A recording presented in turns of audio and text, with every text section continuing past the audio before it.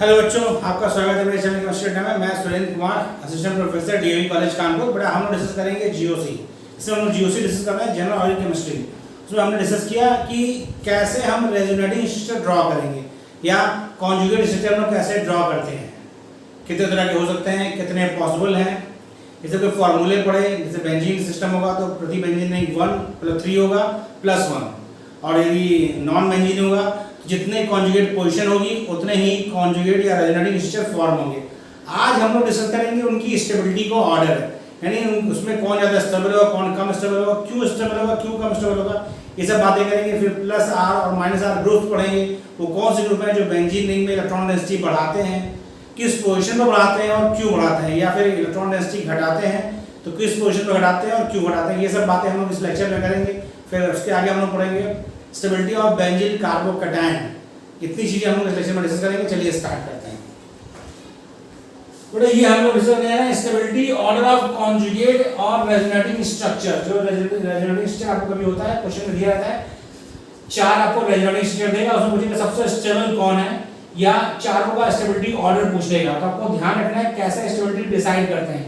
उसका पहला क्या है, neutral is most stable then charge, यानी जो आपको रेजोनेटिंग स्टेबल रखा है जो न्यूट्रल स्थिति होगा वह सबसे ज्यादा स्टेबल होगा चार्ज वाले से, ठीक है। या कहा जिसमें maximum number of covalent bond होंगे वह स्पीशीज आपका ज्यादा स्टेबल होगा। अगला पॉइंट क्या है, species having complex species having complete octet is more stable then having incomplete octet, यानी जैसे इन दोनों स्ट्रक्चर को दिखाया है सॉरी ये दोनों आपके एसआई लाइन का दे रखा है, और इसमें ध्यान रखना है कि जिसमें सब एटम्स के ऑक्टेट कंप्लीट होंगे वो वाला स्पीशीज ज्यादा स्टेबल होगा एज कंपेयर टू उसके जिसमें किसी का ऑक्टेट पूरा नहीं है। जैसे देखिए इसमें हम देखें तो इस कार्बन के पास 6 इलेक्ट्रॉन है, 2 इस बॉन्ड से 2 4 तो 6, इसमें सिर्फ 6 इलेक्ट्रॉन इस वाले कार्बन में, क्योंकि यहाँ पर इसका ऑक्टेट पूरा है, इसका भी ऑक्टेट पूरा है। देखिए एक सिंगल बॉन्ड ट्रिपल बॉन्ड, और इसका भी ऑक्टेट पूरा है क्योंकि इसके पास एक लोन पेयर, अभी एक लोन पेयर उसमें दे दिया, एक लोन पेयर तो यहाँ चला गया ना, एक लोन पेयर इसके बाद बचा हुआ है। तो इस स्पीशीज में सभी एटम के ऑक्टेट पूरे हैं, जबकि इसमें इस कार्बन का ऑक्टेट पूरा नहीं है। इन दोनों में से पूछा जाए तो स्टेबिलिटी ऑर्डर ये है कि ये स्पीशीज इससे ज्यादा स्टेबल है। कौन सा? Second one is more stable then first, क्योंकि सेकंड वन में सभी एटम के ऑक्टेट पूरे हैं, जबकि फर्स्ट वाले में कार्बन का ऑक्टेट पूरा नहीं है, उसमें सिर्फ 6 इलेक्ट्रॉन है। तो आप इस तरह से ये रूल याद रखेंगे और स्टेबिलिटी ऑर्डर या मोस्ट स्टेबल स्पीशीज निकालेंगे। अगला पॉइंट देखिए, if all structure have formal charges then species in which positive charge on electropositive and negative charge on electronegative atom is more stable than those which have opposite, यानी यदि जो आपको species मिल रखा है उसमें सभी पर फॉर्मल चार्ज है, यानी पॉजिटिव चार्ज नेगेटिव चार्ज दोनों हैं, तो वो स्पीशीज ज्यादा स्टेबल होगा जिसमें पॉजिटिव चार्ज इलेक्ट्रोपॉजिटिव एलिमेंट पर हो और नेगेटिव चार्ज किस पर हो, electronegative element, as compare to उसके इसमें पॉजिटिव चार्ज इलेक्ट्रोनेगेटिव पे और नेगेटिव चार्ज इलेक्ट्रोपॉजिटिव पे हो। तो ये ध्यान रखना है, पॉजिटिव चार्ज इलेक्ट्रोपॉजिटिव पे और नेगेटिव इलेक्ट्रोनेगेटिव होता है तो वो स्पीशीज ज्यादा स्टेबल होती है। ओके बेटा, आगे बढ़ते हैं हम लोग। अगला पॉइंट ऐसे करते हैं, जैसे आपसे पूछे फिनॉल की हम बात करते हैं, फिनॉल के पॉसिबल रेजोनेटिंग स्ट्रक्चर बनाते हैं और देखते हैं उसमें से मोस्ट स्टेबल कौन होगा। ये आपका फिनॉल है। फिनॉल के कितने रेजोनेटिंग स्ट्रक्चर होंगे बता, आपको बेंजीन रिंग है तो पर बेंजीन रिंग 3 होता है, 3 + 1 मतलब 4। फिनॉल के 4 रेजोनेटिंग स्ट्रक्चर होंगे। पहला तो ये हो गया, दूसरा देखिए लोन पे यदि यहां से यहां आएगा इस बॉन्ड पर तो डबल बॉन्ड उठ के इस कार्बन पर आ जाएगा, तो होगा क्या, जो फॉर्म होगा वो ये है, यहाँ पर नेगेटिव चार्ज, यहाँ बॉन्ड, यहाँ पर double bond OH positive, loan पे दे दो तो पॉजिटिव आएगा।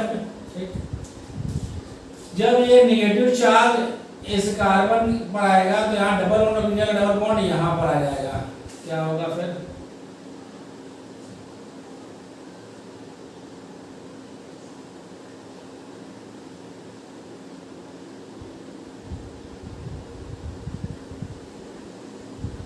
ये हो गया रेजोनेटिंग स्ट्रक्चर। ठीक, कोई दिक्कत नहीं। फिर देखिए बेटा, ये निगेटिव चार्ज का 2 इलेक्ट्रॉन जब यहाँ पर जाएंगे तो ये वाला इस कार्बन पर आएगा, तो टोटल 4 रेजोनेटिंग स्ट्रक्चर फिनॉल के फॉर्म होंगे। कितने बेटा? 4, 4। नंबर ऑफ रेजोनेशन कितना होगा? 4।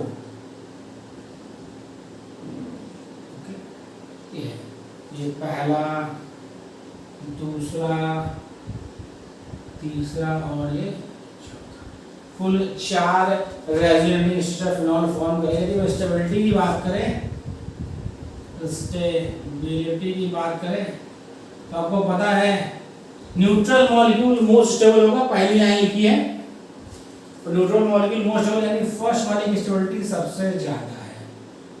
फिर देखिए यहाँ पर इन तीनों में चार्ज है, कौन कौन सा है? पॉजिटिव चार्ज और नेगेटिव चार्ज। सभी स्ट्रक्चर में पॉजिटिव चार्ज ऑक्सीजन पर है, तो ये तो कॉमन हो गया, ये फैक्टर क्या हो? कॉमन हो गया। अब आता है नेगेटिव चार्ज। पर आपको पता है positive negative charge opposite charge है, और वो जब पास होंगे तो स्टेबिलिटी ज्यादा होगी, और जब दूर होंगे तो स्टेबिलिटी कम होगी। क्यों? क्योंकि सारे स्ट्रक्चर में पॉजिटिव चार्ज ऑक्सीजन पर है, नेगेटिव चार्ज किस पर है? कार्बन पर है। तो formal charge opposite formal charge है, उनमें जो डिस्टेंस चार्ज सेपरेशन कम होता है तो स्टेबिलिटी ज्यादा होती है। पॉजिटिव नेगेटिव चार्ज में चार्ज सेपरेशन कम होगा तो स्टेबिलिटी ज्यादा होगी। यहाँ पर जस्ट बगल में है और इस वाले में जस्ट बगल में, बल्कि थोड़ा दूर है। दूसरा और चौथा जो स्ट्रक्चर सेम है, पर इसमें इस साइड ऑर्थो पर है, इसमें इधर वाले ऑर्थो पर है, तो यानी दूसरे की और चौथे की स्टेबिलिटी क्या होगी? बराबर होगी। दूसरे और चौथे की स्टेबिलिटी बराबर होगी। और फिर सबसे कम स्टेबल या कहा जाए लीस्ट स्टेबल आपका कौन सा स्ट्रक्चर होगा? थर्ड होगा। इस तरह से आप कंपाउंड जो दिया जाएगा उसका स्टेबिलिटी ऑर्डर डिसाइड करेंगे। आपसे ये पूछ सकता है मोस्ट स्टेबल कौन है, ये पूछ सकता है लीस्ट स्टेबल कौन है, क्या स्टेबिलिटी ऑर्डर दे देगा, आपसे पूछे कौन सा सही है, तो आप निकाल सकते हैं। अगला इसमें क्वेश्चन आता है बॉन्ड ऑर्डर। क्या आता है बेटा? Bond order. Bond order of conjugate या रेजोनेटिंग स्ट्रक्चर। ये क्या होता है? ये होता है, और ध्यान समझिएगा, total number of bond, total number of bond form between 2 atoms in all resonating structure। मैं पूरा कंप्लीटली आपको लाइन लिख रहा हूँ। Divide by number of resonating structure. Total number of bond form between 2 atom in all resonating structure, जो total sum of, ये वैसे बोला है सम ऑफ, टोटल कहते हैं टोटल नंबर ऑफ कहते हैं sum of bond form between 2 atom in all resonating structure divide by number of resonating structure. कैसे? देखिए, मैंने तो कॉपी कर लिया, हम कुछ क्वेश्चंस करेंगे तो आपको चीजें अच्छे से क्लियर होंगी। तो कॉपी होगा बेटा, इधर का स्क्रीनशॉट ले लिया। तो हम लोग कुछ स्ट्रक्चर्स का बॉन्ड ऑर्डर बताते हैं, तो आपको ये फॉर्मूला कैसे यूज करना है वो समझ में आ जाएगा। और ये फॉर्मूला एक बार समझ में आ गया तो क्वेश्चन जब भी आएगा आप इस तरह क्वेश्चन को आसानी से कर सकते हैं, बहुत इजीली बेटा। जीओसी में आपसे बार बार कह रहा हूँ, बहुत इंपॉर्टेंट टॉपिक है। पूरे वीडियोस देखिए और सीखने का प्रयास करिए। आपको एक बार अच्छे से जीओसी आ गई, फिर ऑर्गेनिक सीखना बहुत इजी हो जाएगा। जैसे देखिए, हम बात करें बेंजीन की,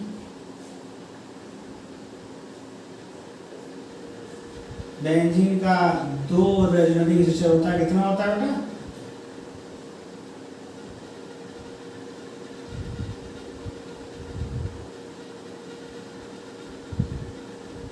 अब यदि इसका हम बॉन्ड ऑर्डर बताएं तो देखिए, कोई 2 बॉन्ड, 2 एटम ले लीजिए, ये वाला ले लें हम, ये ले लें, ये ले लें, ये ले लें, कोई भी लेना, मान लो इसको लिया, first, second, third, fourth, fifth, sixth, first और सेकंड लिया हमने। तो यहाँ पर 1 बॉन्ड है और यहाँ पर 2 बॉन्ड है। कितने बॉन्ड टोटल? 1 + 2 यानी 3 हो जाएगा। स्ट्रक्चर कितने हैं 2/2, मतलब ये आ गया 1.5। यानी बेंजीन का बॉन्ड ऑर्डर जो होता है वो 1.5 होता है। कितना होता है बेंजीन का बॉन्ड ऑर्डर 1.5।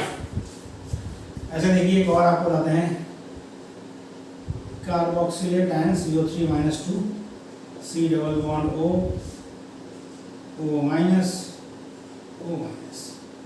इसमें देखिए ये आपका एक्सट्रैक्ट ये होता है, दूसरा एक्सट्रैक्ट फॉर्म होता है, किसी एक को अपना मूव कर दिया इधर, ये इधर चला गया, ये हो गया C single bond O minus double bond O single bond O minus, ये इधर मूव कर दिया, ये इधर चला गया। टोटल 3 रेजोनेटिंग स्ट्रक्चर होते हैं कार्बोनेट आयन के, टोटल 3 रेजोनेटिंग स्ट्रक्चर होते हैं। कितने होते हैं 3, जो 1 2 3। आपसे बॉन्ड पूछे कार्बोनेट आयन में बॉन्ड बताइए तो कितना होगा इसका बॉन्ड ऑर्डर होगा, bond order equal to number of bond, किसी को ले लिया हमने, मान लिया इसको लिया 2 बॉन्ड, एक 3 और एक 4, इसको लिया 1 बॉन्ड 2 2 4, सब में 4 जाएगा 4 बाई नंबर ऑफ रेजोनेटिंग से कितना है 1 2 3 3, तो कितना है 1.33, कितना है 1.33। तो कार्बोनेट आयन में जो आपका होता है रेजोनेटिंग से कितना होता है 1.33, नाइट्रेट आयन में 1.33 होता है। तो आप बहुत आसानी से जो भी रेजोनेटिंग स्ट्रक्चर फॉर्म करते हैं यानी कॉन्जुगेट स्ट्रक्चर फॉर्म करते हैं उनका बॉन्ड ऑर्डर बहुत आसानी से निकाल सकते हैं इन फॉर्मूले की सहायता से। जब भी आप पूछे मैंने 2 का सॉल्व कर दिया, किसी का भी आता है इजीली कर सकते हैं, कॉपी करिएगा। अब हम बात करते हैं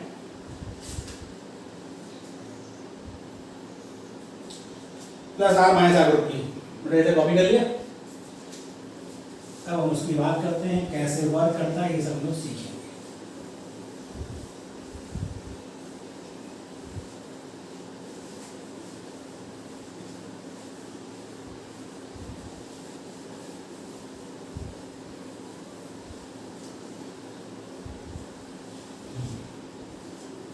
देखिए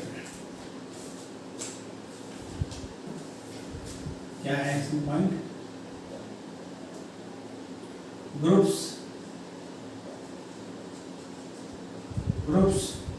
which is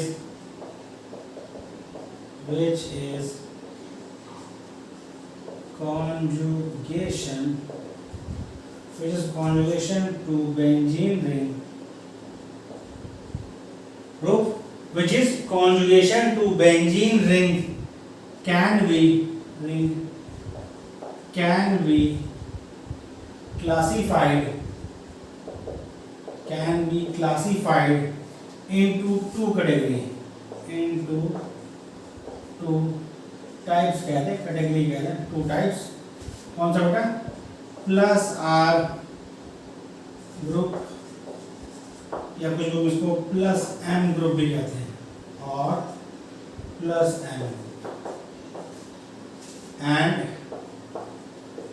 minus R group और माइनस एम, यानी वो ग्रुप जो बेंजीन के साथ कॉन्जुगेशन में होते हैं, मतलब बेंजीन के साथ कॉन्जुगेशन होते हैं, वो 2 टाइप्स होते हैं। हमको 2 कैटेगरी में डिवाइड किया गया है, एक आपका प्लस आर ग्रुप या प्लस एम ग्रुप, और दूसरा आपका माइनस आर ग्रुप या माइनस एम ग्रुप। क्या होते हैं, क्या एग्जांपल्स हैं, कैसे करते हैं, हम उसकी बात करते हैं। तो पहला पॉइंट ये है प्लस आर, आपको एग्जांपल्स याद रखने हैं। प्लस आर ग्रुप क्या होगा, group which gives electron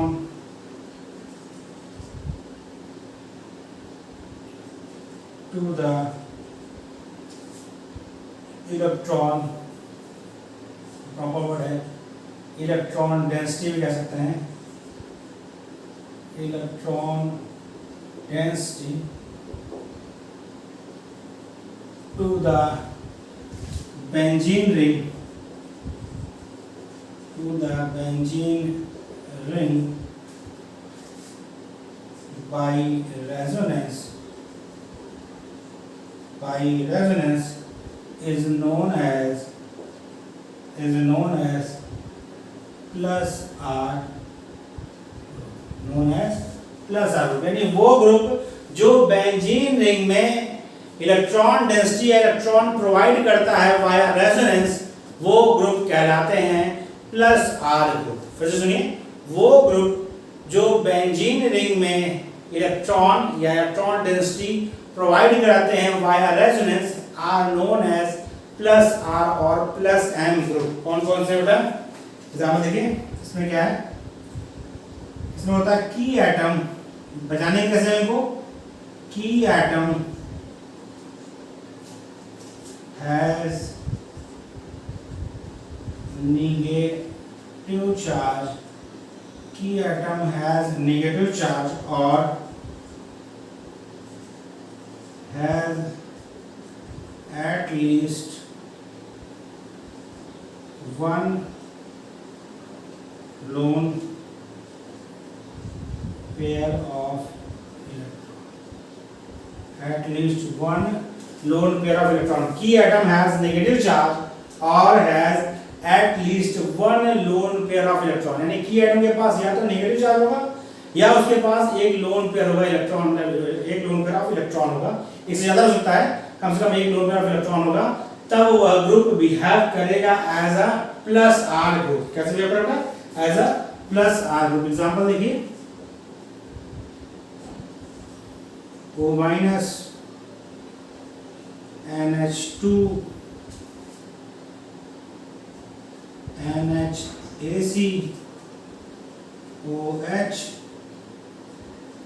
X और R मतलब एल्किल ग्रुप। एल्किल ग्रुप जो होता है वो हाइपर कॉन्जुगेशन देता है। किससे देता है, हाइपर कॉन्जुगेशन। देखिए आर लिखा है, आर मतलब एल्किल ग्रुप, यदि उसके पास अल्फा हाइड्रोजन होगा तो वह हाइपर कॉन्जुगेशन से इलेक्ट्रॉन डेंसिटी रिंग में प्रोवाइड कराएगा। हाइपर कॉन्जुगेशन हम लोग कॉन्जुगेशन के बाद पढ़ेंगे। नेगेटिव चार्ज लगा है, इसके पास एक लोन पेयर होता है, इसके पास भी लोन पेयर होता है, इसके पास दो लोन पेयर है, इसके पास तीन लोन पेयर है। ये रिंग में इलेक्ट्रॉन डेंसिटी प्रोवाइड करते हैं। क्या करते हैं, रिंग में इलेक्ट्रॉन डेंसिटी प्रोवाइड करते हैं, इसीलिए ये प्लस आर ग्रुप कहलाते हैं। कॉपी कर लियो, इधर कॉपी हो गया, इधर कॉपी हो गया। हम बात करते हैं, कॉपी कर लिया, माइनस आर ग्रुप। इसी बात करते हैं माइनस आर ग्रुप। तो जो ग्रुप को पहले पहचान लें, उसके बाद कैसे ये वर्क करते हैं उसकी बात हम करते हैं।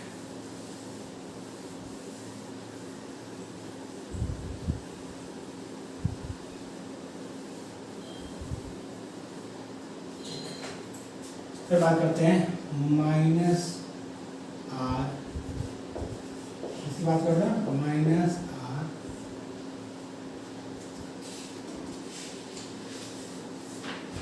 क्या होगा, group which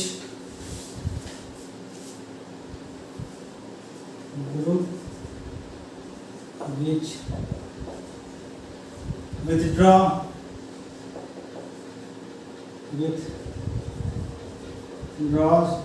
electron or electron density from the benzene ring, by resonance effect is known as minus R group। मतलब वो ग्रुप जो रिंग में इलेक्ट्रॉन डेंसिटी प्रोवाइड करेगा प्लस आर ग्रुप, जो विथड्रॉ करेगा वो माइनस आर ग्रुप। और इसमें कैसे पहचानेंगे इसको हम, समझिए, की एटम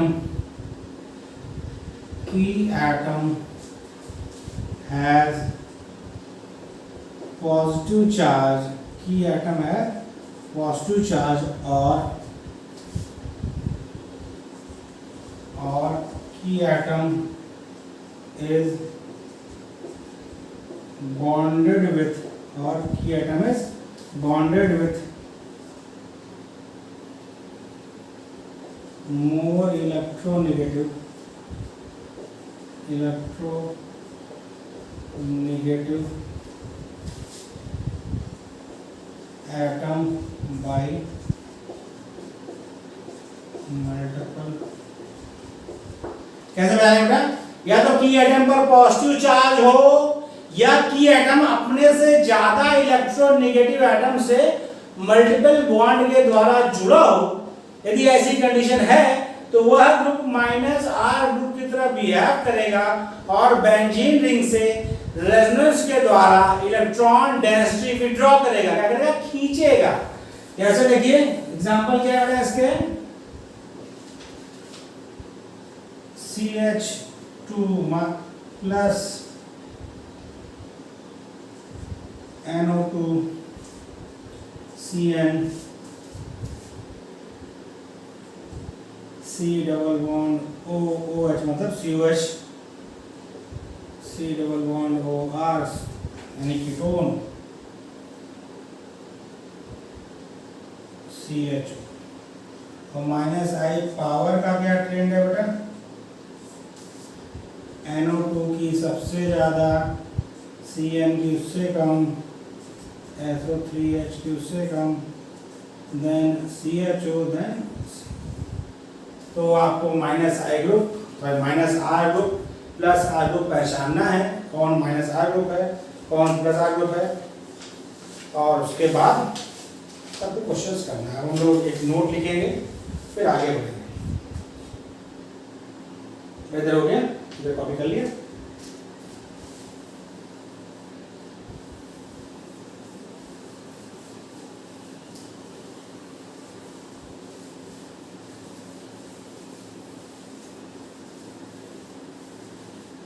एक नोट लिखिए, फिर उसके बाद हम आपको फंक्शनिंग दिखाते हैं कि कैसे माइनस आर ग्रुप या plus R group benzene ring से इलेक्ट्रॉन डेंसिटी विड्रॉ करेगा या डोनेट करेगा। एक नोट लिख लीजिए, फिर हम लोग उसको समझने का प्रयास करते हैं।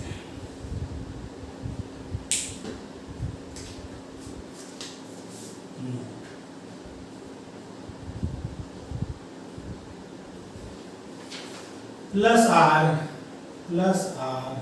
और minus R group is always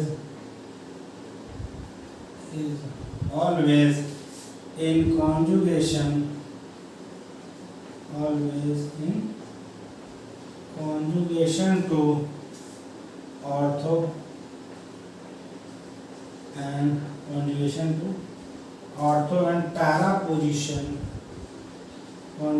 to ortho and para position of the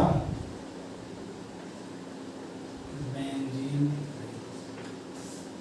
Plus R or minus R group is always in conjugation to ortho and para position of the benzene ring। इसको हम लोग थोड़ा देखते हैं कैसे। जैसे आपको पता है हम NOH2 जो आपका है वो क्या है? वो है एक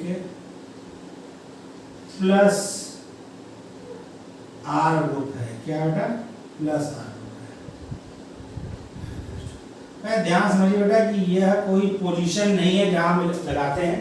ये ह्यूमन का नेचर है कि पहला बॉन्ड जो है वो बेंजीन में हमेशा ऊपर की ओर लिखता है। ये NH2 हम यहाँ भी लिख सकते हैं, यहाँ भी।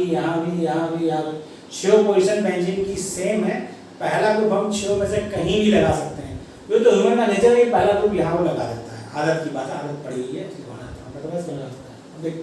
इसके लगने से फर्क क्या पड़ा? क्योंकि इसके पास ये लोन पेयर है और ये देखिए ध्यान से, यदि ये यहाँ मूव करेगा तो आपका ये जो डबल बॉन्ड है वो यहाँ पर मूव करेगा। इससे फर्क ये पड़ा कि जो उसका लोन पेयर था आपका नाइट्रोजन का, वह रिंग में इन्वॉल्व हो गया। क्या हो गया? रिंग के अंदर उसने इलेक्ट्रॉन डेंसिटी कहाँ बढ़ा दी?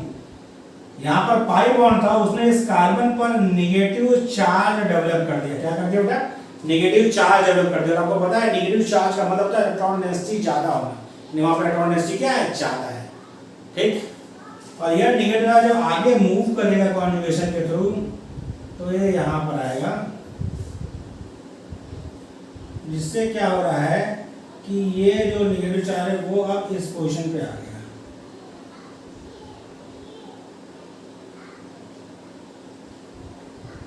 ओके। और फिर वो यहाँ से यहाँ मूव करेगा, ये इस कार्बन पर आएगा, जिससे NH2 ग्रुप लगे होने से क्या हुआ कि दो पोजीशन जिसको क्रमशः ऑर्थो और पैरा कहते हैं, वहां पर नेगेटिव चार्ज डेवलप हुआ। क्या हो रहा है? Negative charge. ऑर्थो पैरा को लेकर तो टेंशन नहीं है, ऑर्थो पैरा यदि आपको टेंशन में है तो मैं आपको यही समझा दे रहा हूँ इस जगह लिख के।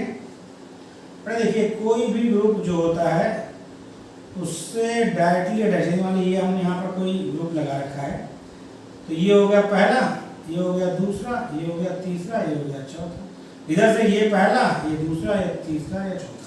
तो जब हम कोई भी ग्रुप आपका आपस में 1 2 पर, इससे जो दूसरी पोजीशन होगी वो ऑर्थो होगी। क्या होगी? ऑर्थो। इससे दूसरी पोजीशन, मान लीजिए ग्रुप ये वाला ग्रुप यहाँ पर लगा होता तो ये दोनों ऑर्थो होता, यदि ग्रुप यहाँ पर लगा होता तो ये दोनों ऑर्थो होता, ग्रुप यहाँ पर लगा होता तो ये दोनों ऑर्थो होता, और ग्रुप यहाँ पर लगा होता तो ये दोनों ऑर्थो होता। मतलब उससे जस्ट अगल बगल वाले जो पोजीशन होती है वो ऑर्थो कहलाती है। 1 2 इज ऑर्थो। क्या होता है? ऑर्थो। यानी हम कहें तो ये पोजीशन क्या है? ऑर्थो। कौन सी है? ऑर्थो। ये वाली भी क्या है? ऑर्थो। तीसरी वाली पोजीशन ये क्या है? ये है मेटा। क्या है? मेटा। और ये वाली पोजीशन क्या है? पैरा। यहाँ तक कोई दिक्कत नहीं। ये पोजीशन ऑर्थो है, इसके जो यहाँ लगा था ऑर्थो है, ये वाली मेटा, ये वाली पैरा है।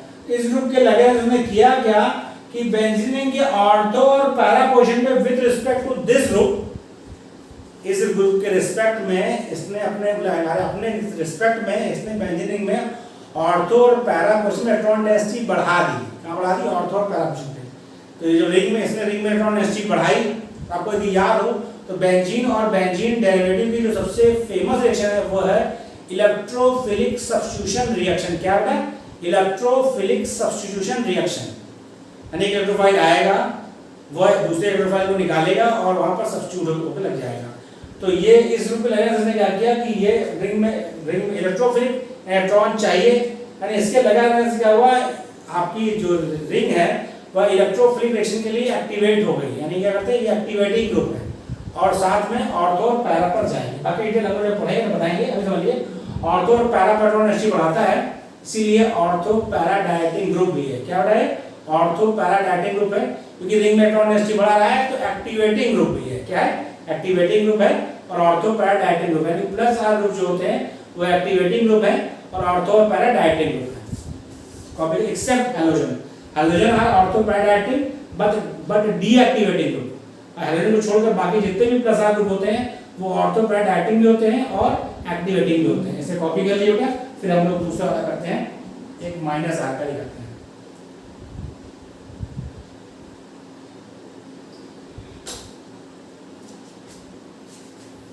इधर हो गया ना। अब हम लोग एक माइनस आर का आपको एग्जांपल देते हैं, फिर हम लोग आगे बढ़ते हैं, फिर पढ़ते हैं हैक्कल रूल फॉर एरोमेटिसिटी।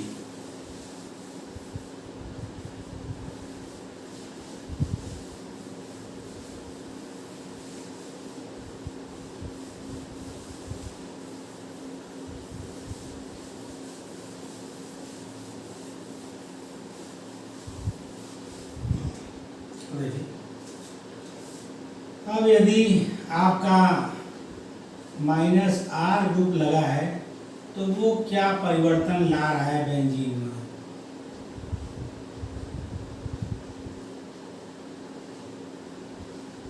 देखिए ध्यान से, क्योंकि यहां पर कार्बन से ज्यादा इलेक्ट्रोनेगेटिव होता है ऑक्सीजन, तो क्या करेगा वो शेड इलेक्ट्रॉन अपनी ओर आकर्षित करेगा। क्या करेगा? आकर्षित करेगा। जब वो अपनी ओर शेड इलेक्ट्रॉन पर आकर्षित करेगा तो ये रिंग से इलेक्ट्रॉन खींचेगा। जब रिंग से इलेक्ट्रॉन खींचेगा तो होगा क्या, ये डबल बॉन्ड इधर जाएगा और ये ऊपर, तो क्या फॉर्म होगा, तो फॉर्म होगा ये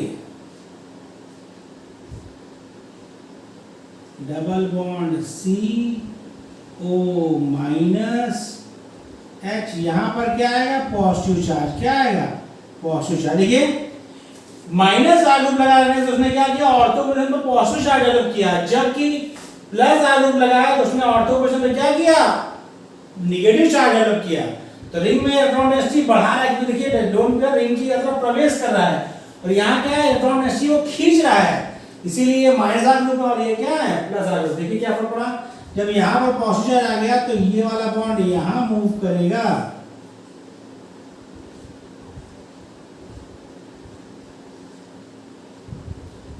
तो यहाँ बॉन्ड आ गया, यहाँ पॉजिटिव चार्ज आ गया, double bond C, single bond O minus H.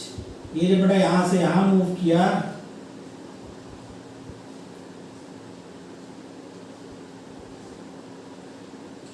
यहाँ बॉन्ड, यहाँ बॉन्ड, यहाँ positive charge, double bond C H O minus. देखिए बेटा क्या हुआ, इस स्ट्रक्चर के लगे रहने से रिंग से इलेक्ट्रॉन डेंसिटी क्या हुई, कम हुई। कहां पर कम हुई ज्यादा, ऑर्थो पोजीशन पर, भाई ऑर्थो पोजीशन है ये, और पैरा पोजीशन पर इसने पॉजिटिव चार्ज डेवलप किया है। इसमें इलेक्ट्रॉन डेंसिटी जो विड्रॉल किया है वह अपने रिस्पेक्ट में जो ग्रुप लगाए, ग्रुप ने अपने रिस्पेक्ट में ऑर्थो और पैरा पोजीशन से पर पॉजिटिव चार्ज डेवलप किया और इलेक्ट्रॉन डेंसिटी विड्रॉल की है, यानी यह एक डीएक्टिवेटिंग ग्रुप है। कौन सा ग्रुप है बेटा, डीएक्टिवेटिंग ग्रुप है। और कहां के लिए ज्यादा डीएक्टिवेटिंग है, ऑर्थो और पैरा के लिए।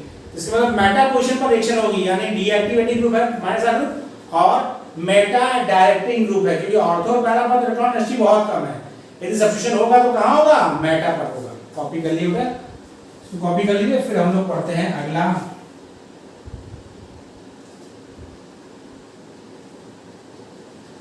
हक्कल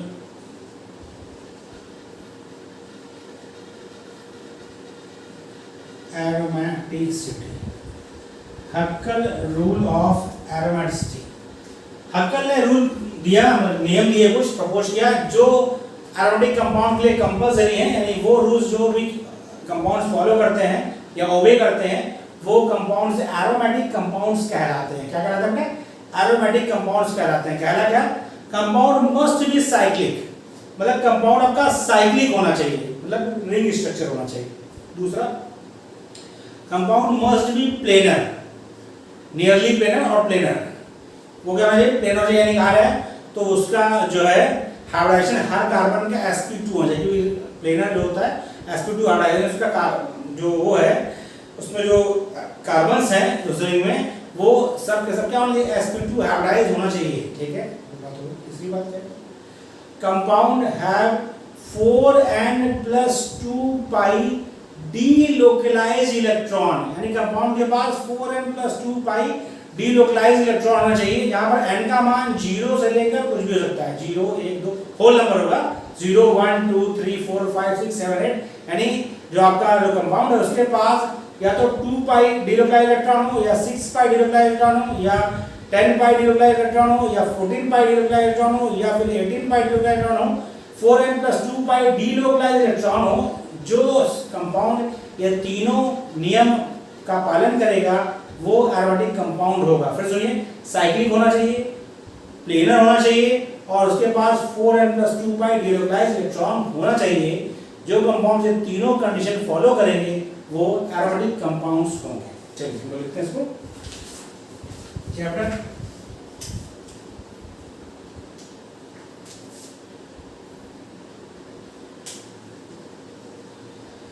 कंपाउंड शुड बी साइक्लिक, पहला। दूसरा क्या है, कंपाउंड शुड बी प्लेनर और नियरली प्लेनर। अगला क्या है, compound should have 4n+2 pi delocalized electron, 4n+2 pi delocalized pi electron, pi where n is whole number, n का मान 0 1 2 3 4 हो सकता है। दैट इज इसका मतलब क्या हुआ? इसका मतलब ये हुआ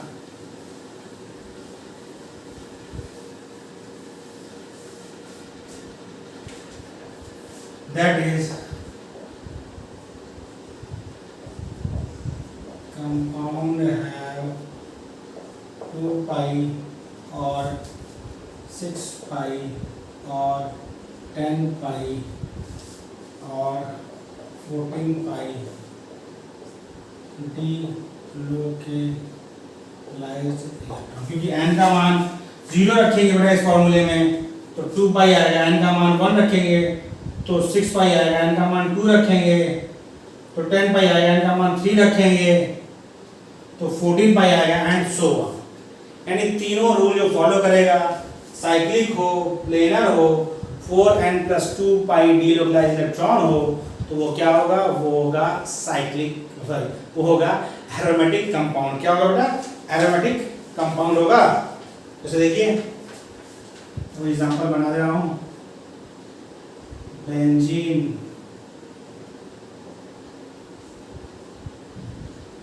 नैप्थलीन,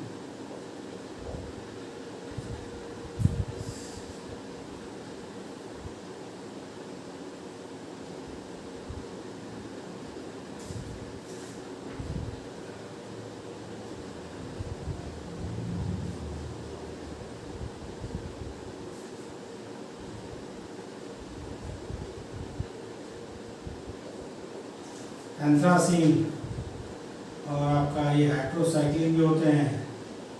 हमने बहुत एग्जांपल दे रखा है, एग्जांपल देते रहेंगे, बस आप कुछ एग्जांपल यहाँ पर दे रहे हैं। इरिडीन,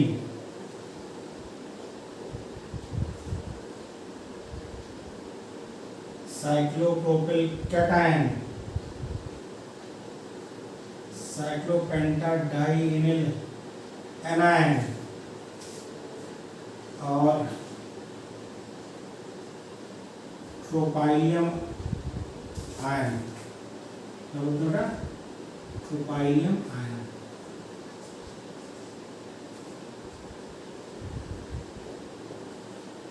कॉपी कर लीजिए, ये सब एरोमेटिक कंपाउंड्स हैं एटसेट्रा, बहुत लंबी लिस्ट है।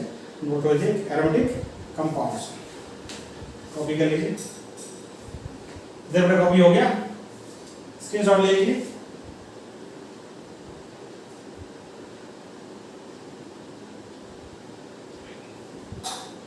फिर आपको हम एंटी एरोटिक बताएं, एंटी एरोटिक कंपाउंड्स का रूल क्या है।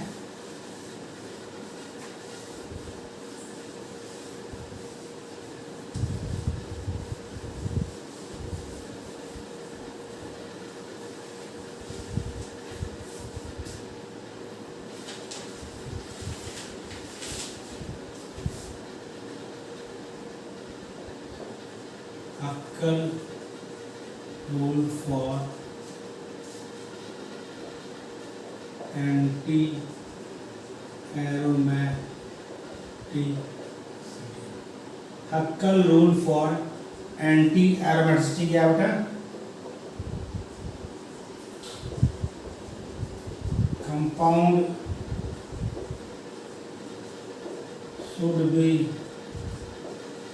cyclic. दूसरा, compound should be planar or nearly planar. और नेक्स्ट क्या होगा? Compound have 4n pi delocalized electron, 4n pi delocalized electron where n is equal to 1 2 3 4 and so on. That is compound have 4 pi, 8 pi, 12 pi delocalized electron. ऊपर के दो rule same है, cyclic होना चाहिए, plus है। तीसरा क्या है, कंपाउंड के पास 4n पाई डीलोकलाइज्ड इलेक्ट्रॉन हो, जहां n का मान 1 2 3 4 5 6 हो सकता है। इसका मतलब कंपाउंड के पास 4 पाई, 8 पाई, 12 पाई, 16 पाई, 20 पाई, 24 पाई डीलोकलाइज्ड इलेक्ट्रॉन होंगे, तो वो क्या होगा, एंटी एरोमेटिक। क्या होगा बेटा, एंटी एरोमेटिक। एग्जांपल देखिए, साइक्लोब्यूटाडाइन, साइक्लोप्रोपेनडाइनिल, साइक्लोपेंटिल कैटायन आपका, एक्सेट्रा। ये क्या है, एंटी एरोमेटिक कंपाउंड्स है। क्या बेटा, एंटी एरोमेटिक कंपाउंड्स है। इधर हो गया बेटा, कॉपी कर लेते हैं। अब आपको बता दो ओवरऑल स्टेबिलिटी ऑर्डर क्या है, सबसे भी स्टेबल कौन होगा, उससे कम, उससे कम। कभी पूछ लेता है या क्वेश्चन तो आप कर रहे हैं तो वहाँ इसकी जरूरत पड़ती है। तो स्टेबिलिटी का जो रियल ऑर्डर, जो हमने कॉन्जुगेट कंपाउंड भी पढ़ लिए, एरोमेटिक भी पढ़ लिया, एंटी एरोमेटिक भी पढ़ लिया, तो अब हम लोग बात करते हैं स्टेबिलिटी ऑर्डर की। स्टेबिलिटी ऑर्डर, अब ये फाइनल स्टेबिलिटी ऑर्डर है। क्या है बेटा, एरोमेटिक कंपाउंड सबसे ज्यादा स्टेबल है, एरोमेटिक कंपाउंड सबसे ज्यादा स्टेबल। कौन स्टेबल, एरोमेटिक कंपाउंड सबसे ज्यादा स्टेबल। फिर कॉन्जुगेटेड नॉन एरोमेटिक यानी कॉन्जुगेट हो लेकिन नॉन एरोमेटिक, कॉन्जुगेशन हो लेकिन वो एरोमेटिक ना हो। फिर non conjugate compound, non conjugated compound, non conjugate compound.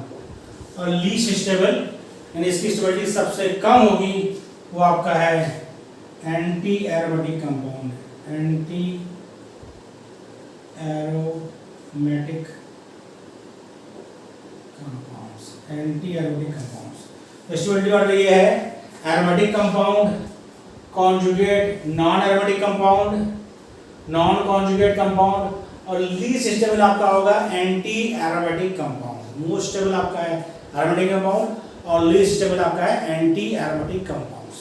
तो आज का लेक्चर हम यहीं तक रखते हैं। अगली मुलाकात हम उसके आगे एप्लीकेशन ऑफ कॉन्जुगेशन या रेजोनेंस हम लोग डिस्कस करेंगे, उसका क्या क्या एप्लीकेशन है, कैसे उस एप्लीकेशन पे क्वेश्चंस आते हैं, वो सब बातें हम लोग नेक्स्ट वीडियो में करेंगे।